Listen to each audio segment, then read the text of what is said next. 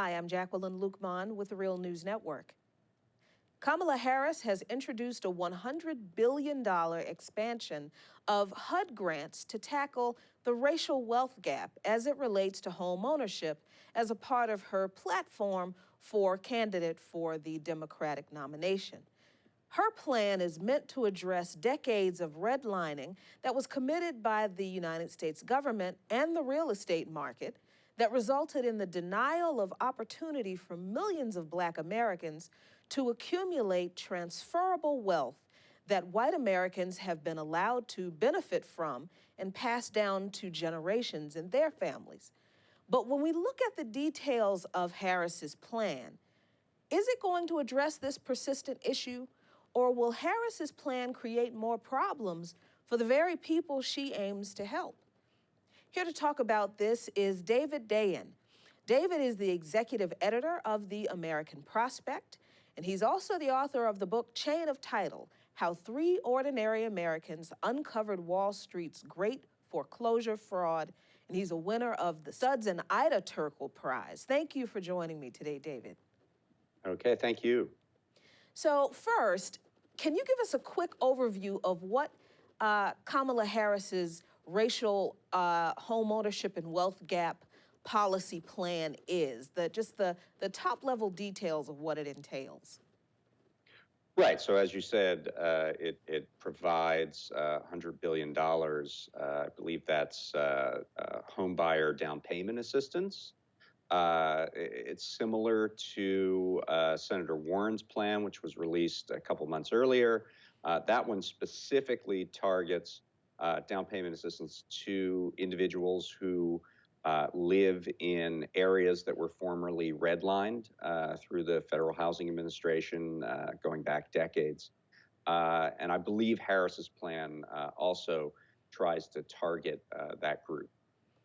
So now let's get into some of the meat of the plan. Some critics of the plan say that it's wrong-headed because it sets up another situation where people who otherwise wouldn't qualify for a mortgage are steered into mortgages they can't afford, which is one of the issues that people cite for the crash that we recently experienced during the Great Recession. Is that an accurate assessment of what this plan does? Well, I can tell you that's exactly what happened in the run-up to 2008.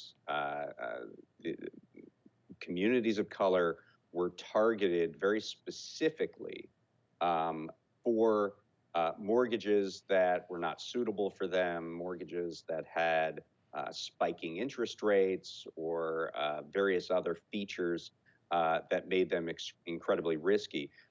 There's evidence of cold door knocking that was done by mortgage professionals in areas like Cleveland and Detroit, in low-income communities of color.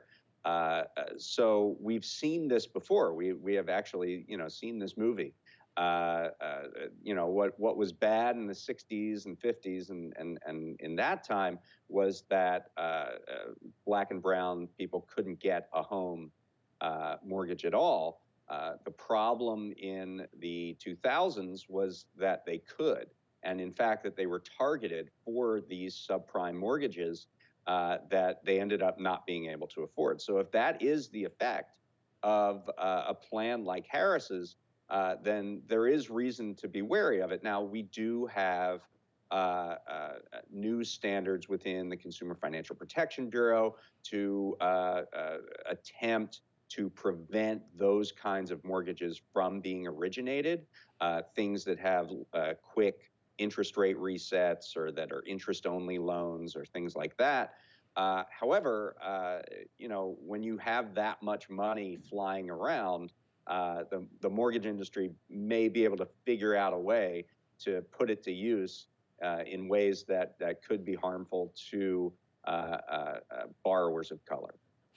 And I think it's worth noting that Harris's plan, and I believe Warren's does also, and correct me if I'm inaccurate, that both of those plans do include information or a plan to ensure that people who receive these grants, these HUD grants for down payment assistance and closing costs, are credit worthy, that they are able to afford the mortgages they're applying for. So that safeguard is rolled into both of these plans, correct?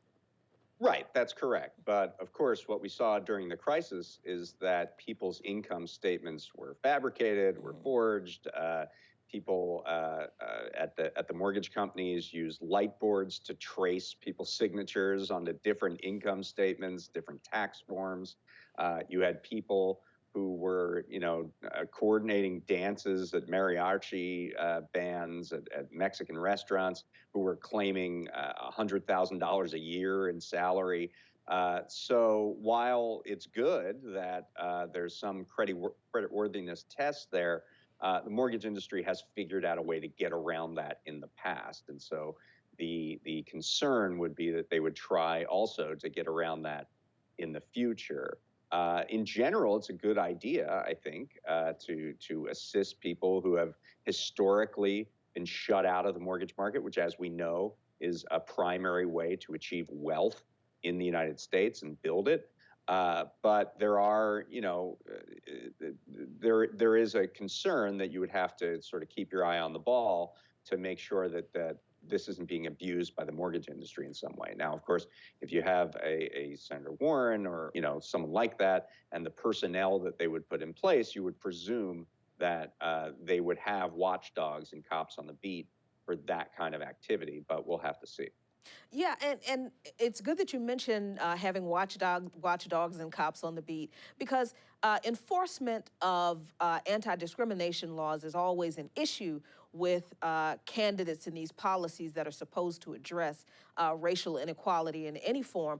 And it's interesting that Harris's plan does include not just an expansion of HUD's fair housing programs, but her plan also includes strengthening of anti-discrimination laws, which ostensibly these kinds of checks into what the mortgage industry is doing to target people if they are unfairly and discriminating against certain homeowners, to fabricate information. Ostensibly, the strengthening of anti-discrimination laws could include a watchdog kind of agency to monitor those things.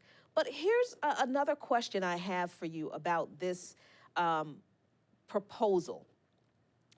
She includes in her plan the possible expansion of the Fair Credit Reporting Act, which would allow credit scores to also track and include monthly payments such as rent and utility payments, things like that.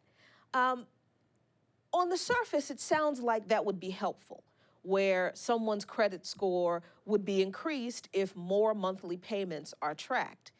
But could this also actually end up hurting the very people that it aims to help? It could. I mean, it's kind of a tricky situation, as you correctly note. Right now, you kind of need to take out credit in order to get credit for having credit. You need a credit card, or you need a student loan, or something like that, in order to build a credit history. And if you don't have a credit card, or you're not using it in any way, it's hard to get a good enough credit score to be eligible for something like a mortgage payment. So the idea of putting utility bills and rent checks into the credit score for borrowers or potential borrowers who want to, who do their monthly payments every month, that's a good way of having them build a credit history. However, as you correctly note, what does this mean about people who are late with the rent, who get a sudden shock in their personal financial history, who are late with the utilities? This means that they would be harmed in terms of their credit score even more. And it also increases the potential for error. I mean, what we know with the credit bureaus is that errors are pretty rampant. Millions of errors. It's in the millions each year, and it's very hard to get those things reversed. And so when you open up the credit profile to more potential transactions, I am concerned that you would magnify the number of credit events that could then be put in error into your credit report, and that increases hardship on people trying to get those removed or just discovering them too late that their credit score is worse than they thought it was. And what about the issue of housing stock? Recent trends have kept newer houses out of many markets, and many of these markets were formerly redlined markets, which is why there is so few or such a small influx of new houses and new, which means there's a small influx of new people into these neighborhoods because they were intentionally kept basically closed to new stock and new people. How does this policy proposal affect these protected and sequestered housing markets that have created housing stock that is literally most people are priced out of them. Most middle income people can't afford these homes because there's been no overturn of stock, there's been no overturn of homeowners. How does this policy proposal address that issue of Right. the housing market? The supply problem is certainly a concern, and Warren actually addresses it by attempting to encourage localities to change zoning laws and increase the supply of housing, because the presumption is that if you increase supply, you will then reduce the price if the demand stays constant. I don't believe that Harris's bill has anything, or her proposal, I should say, has anything around encouraging more supply. I could be wrong on that, but I'm not aware of anything in there that does that. And so if you have supply remaining constant and you have more dollars that are coming in to give assistance to borrowers, you are increasing demand without increasing supply, and that will likely bring prices up. And so, you're sort of feeding this money through the government into the hands of landlords and developers and owners of homes. You do probably have to do both in tandem. One thing with supply issues is you have to make sure that zoning is inclusionary, and the new stock that gets built is actually affordable to low-income families, rather than being luxury stock that just increases the supply at the high end. So there's work to be done sort of on both counts there. But certainly what we see in some of the superstar cities around the country is that there is just not enough housing, and it's not growing at the kind of rate that would bring down or at least keep constant the cost of housing, whether you're talking about rental housing or housing to buy. And so that certainly needs to be part of a solution to what really is an affordable housing crisis in these large cities across the country. And how does the fact that incomes in general have not risen to match the cost of living anywhere in this country for most people, but certainly it's at crisis levels for African American and Latino potential homeowners, where a significant, I won't say most, a significant percentage of African American people live in poverty, below the poverty line, and a significant percentage of Latino American people also live in those conditions. Does this program, do these proposals even touch the issues that those people are dealing with? How does this proposal help them?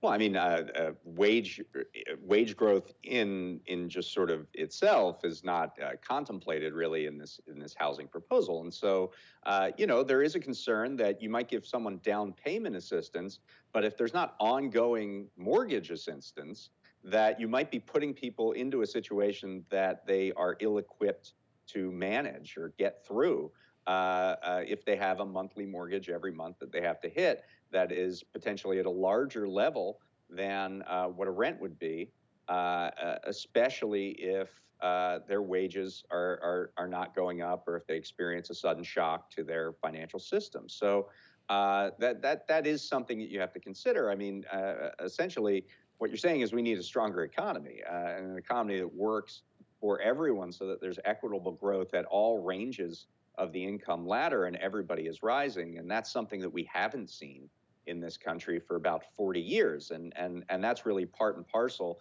with what we've seen on housing. We tried to sort of get around that through the subprime crisis, which did increase home ownership rates, but at the cost of creating this huge bubble that ended up crashing.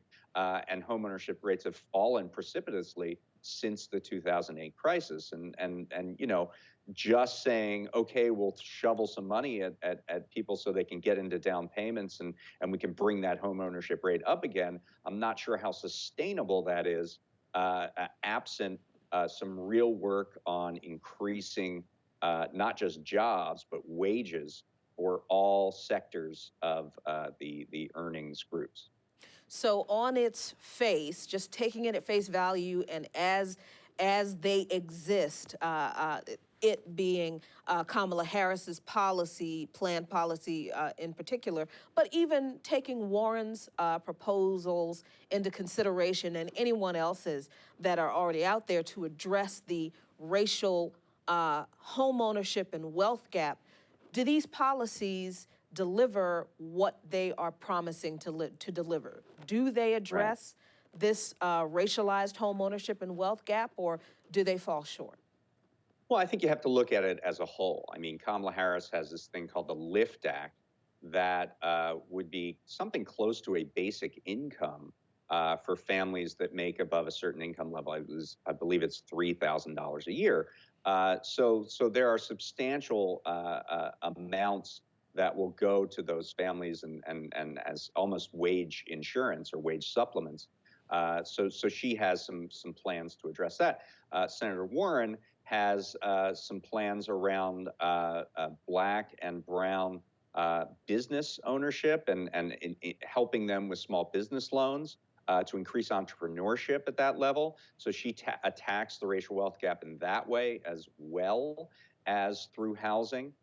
So you kind of have to look at all the plans, sort of as a whole, and sort of ask, are they going to work? Of course, Warren has a redistributive aspect to hers as well, with her wealth tax, which is a tax on wages, or I should say total wealth above 50 million, and redistributing that into things like canceling student debt and increasing childcare coverage for people, and things of that nature. So, I think what you have to ask is not just looking at housing in a vacuum, but looking at what will the economy look like for low-income people and people of color within a Warren or Harris or anyone's administration, and will that spur growth at that low level, and then does that get translated into housing, which, as I said, is a key element of how people in America build wealth. Well, it'll be interesting to see how these proposals change, if they change, according to the response to them from the public. And it will be interesting to see how the economy does indeed change in the next few years, and certainly as a result of whatever the outcome of 2020 will be. But it is welcome to see candidates at least talking about the reality of the racial wealth gap and putting forth policy proposals that potentially might address some aspects of that. So thank you so much today for coming on to talk to me about this, David Dayen. Absolutely. Thank you. And thank you for watching. This is Jacqueline Luqman, and this is the Real News Network. Thanks a lot for watching. Appreciate it. But do us one more solemn favor. Hit the subscribe button below. You know you want to. Stay up on the videos.